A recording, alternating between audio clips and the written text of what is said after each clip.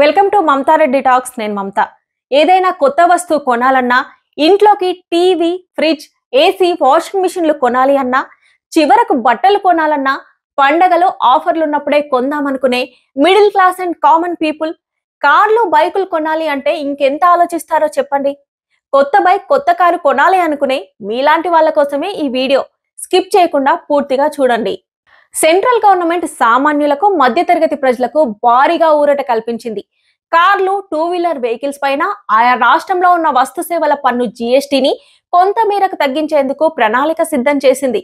ఈ దీపావళికి middle class people కు బంపర్ ఆఫర్, డబుల్ బోనంజా అందించాలనే ఉద్దేశంతో వస్తువుల ధరలు తగ్గించేలా జీఎస్టీలో సంస్కరణలు తీసుకొస్తామని మన దేశ ప్రధాని మోదీ గారే స్వయంగా ప్రకటించారు. ఇప్పుడు మన దేశంలో అమలవుతున్న 4 స్లాబ్ జీఎస్టీ విధానాన్ని 2 స్లాబ్ లిమిట్స్ లోకి తీసుకురావాలని central ministry of finance decide అయింది. 5%, 17% స్లాబ్ జీఎస్టీని మాత్రమే ఉపయోగించాలని వారి అభిప్రాయాన్ని జీఎస్టీ కౌన్సిల్ కు పంపింది.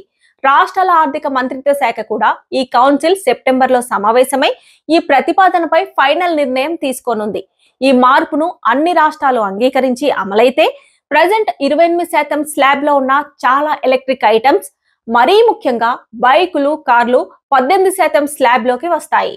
ప్రజెంట్ గా ప్యాసింజర్ కార్లపై 28% జీఎస్టీతో పాటు ఇంజన్ కెపాసిటీ, కార్ సైజును బట్టి 1% టు 22% వరకు పరిహార సెస్ విధిస్తున్నారు. దీనివల్ల మొత్తం పన్ను భారం 50% వరకు ఉంటుంది. టూ వీలర్ వెహికల్ పై కూడా 28% జీఎస్టీ అమలవుతుంది. ఇప్పుడు తీసుకొచ్చిన కొత్త విధానంలో 12%, 28% స్లాబ్లను తొలగించనుండడంతో మాస్ మార్కెట్ కార్లు, బైకుల ధరలు కొంతవరకు తగ్గే అవకాశం ఉంది. అయితే ఎస్యూవీ, లగ్జరీ కార్లపై 40% వరకు ప్రత్యేక ట్యాక్స్ విధించే అవకాశాన్ని పరిశీలిస్తున్నారు. కార్లు, బైకుల రేట్లు తగ్గడమే కాకుండా ఆటోమొబైల్ స్పేర్ పార్ట్స్ ధరలు కూడా తగ్గబోతున్నాయి. మరీ ముఖ్యంగా టూ వీలర్ వెహికల్స్ కంపెనీలు చాలా కాలంగా ఈ ట్యాక్స్ తగ్గింపును డిమాండ్ చేస్తున్నాయి.